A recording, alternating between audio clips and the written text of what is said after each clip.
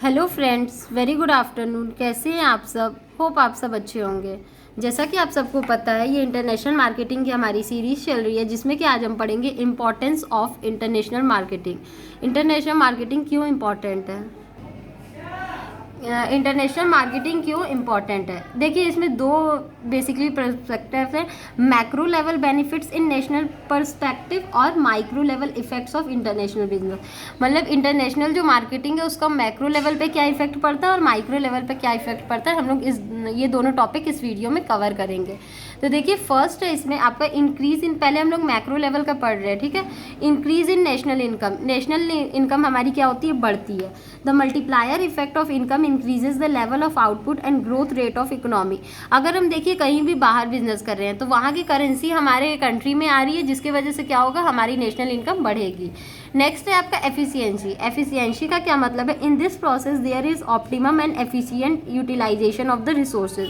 इस प्रोसेस में क्या होता है, आप जो भी आपके पास रिसोर्सेज होता है उसका आप बिल्कुल अच्छे तरीके से यूज़ करते हैं और सही यूज़ करते हैं। नेक्स्ट है आपका इंक्रीज लिंकेजेस। इंक्रीज लिंकेजेस का क्या मतलब है, the industrial and trade linkages cause the development of new industries and enhance efficiency of existing industries.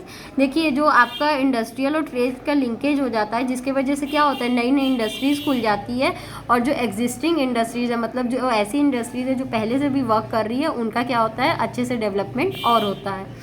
इसमें फोर्थ पॉइंट है आपका optimal utilisation of resources. Optimal utilisation of resources का मतलब है this transforms even the subsistence sector new monetise sector, raising the standards of living of rural population. अगर हम लोग अपने रिसोर्सेज का अच्छे से यूज़ करेंगे तो जो रूरल पॉपुलेशन है, मतलब जो ऐसी एरिया है जो बहुत ही बहुत पिछड़ी जाति के लोग हैं, या ऐसी जगह जो रहते हैं, बहुत मतलब गांव टाइप एरिया में रहते हैं, उनका भी स्टैंडर्ड ऑफ लिविंग क्या होगा, इंक्रीज होगा। नेक्स्ट है आपका एजुकेटिव इफेक्ट। एजुकेटिव इफेक्ट क्या है, the entrepreneurial and management expertise generally helps and economic growth faster and traditional factors of production can be use more effectively. देखिए, कोई भी ऐसा इंटरप्रेन्योर होगा जो बहुत ही ज़्यादा पढ़ा लिखा होगा, उसको मैनेजमेंट की बहुत अच्छी जानकारी होगी, वो क्या करेगा, अपने बिजनेस को बहुत अच्छे से रन कर सकता है और बहुत अच्छे से उस पर वर्क कर सकता है। नेक्स्ट पॉइंट है आपका प्रमोट्स फॉरेन डायरेक्ट इन्वेस्टमेंट। इसमें देखिए, several economies have grown following the heavy investment from other parts of the world। मतलब एक जो कंट्री होती है वो अगर दूसरे पार्ट में अपना पैसा इन्वेस्ट करती है, जिसकी वजह से वो कंट्री क्या होती है, बहुत तेज़ी से डेवलप करती है। नेक्स्ट है आपका स्टिमुलेट्स कंपटीशन। स्टिमुलेट्स कंपटीशन का क्या मतलब है, international business faster fosters healthy competition and helps in checking inefficient monopolies.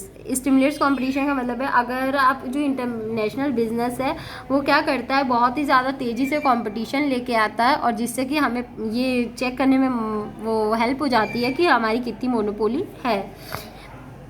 इसका देखिए मैक्रो लेवल का लास्ट पॉइंट है आपका टेक्नोलॉजी सोर्सिंग। टेक्नोलॉजी सोर्सिंग का क्या मतलब है, in today's rapidly changing world it is important to keep pace with the changing technology.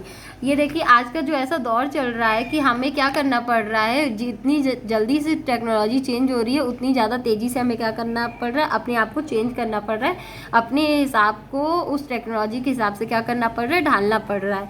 मतलब जो टेक्नोलॉजी मार्केट में है, हमें उसको अडॉप्ट करना बहुत ज़्यादा ज़रूरी हो जा रहा है। अब देखिए, माइक्रो लेवल पे क्या इफेक्ट पड़ता है इंटरनेशनल बिजनेस का, वो देख लेते हैं। ग्रोथ। देखिए, इसमें पहला आपका growth. By all standard domestic market have a limitation of growth potential. देखिए, मतलब कि जब तक इंटरनेशनल मार्केटिंग नहीं आएगी, ये हम लोग जानते हैं कि डोमेस्टिक मार्केट में ग्रोथ ही बहुत ज़्यादा कम होती है।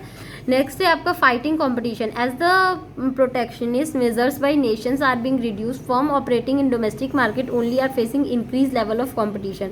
देखिए, बाहर से जितनी भी ज़्यादा बिजनेस आते जा रही है हमारे कंट्री में, उतनी ज़्यादा क्या है, यहाँ के लोगों को बहुत ज़्यादा कंपटीशन फेस करना पड़ रहा है। नेक्स्ट है इंक्रीज एफिशिएंसी।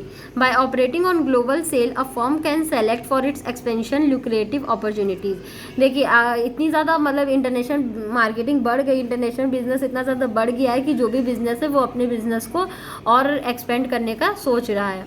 नेक्स्ट है स्केल इकोनॉमिक्स। स्केल इकोनॉमिक्स मतलब higher level operation on account of international operation produce benefits of scale and thus enhance profitability of firm. मतलब इससे जो इंटरनेशनल बिजनेस है, इससे दूसरे बिजनेस को क्या चांस मिल रहा है कि वो अपने बिजनेस को वो और ज़्यादा इन्हेंस कर सके और ज़्यादा प्रॉफिट अर्न कर सके। नेक्स्ट है आपका इनोवेशन। इनोवेशन का क्या मतलब है? By operating in large market companies can afford to invest in research and technology development. देखिए, अगर एक जो बिजनेस है वो बहुत ज़्यादा लार्ज मार्केट में अपने आप को ऑपरेट करने जा रही है, तो वो इतना ज़्यादा अफर्ट कर सकती है कि वो क्या करे, पहले रिसर्च और टेक्नोलॉजी डेवलपमेंट के लिए अपने पैसे को इन्वेस्ट कर सके, ताकि अगर वो दूसरे कंट्री में बिजनेस करने जाए तो वहाँ उसको कोई भी किसी भी तरीके का प्रॉब्लम ना आए।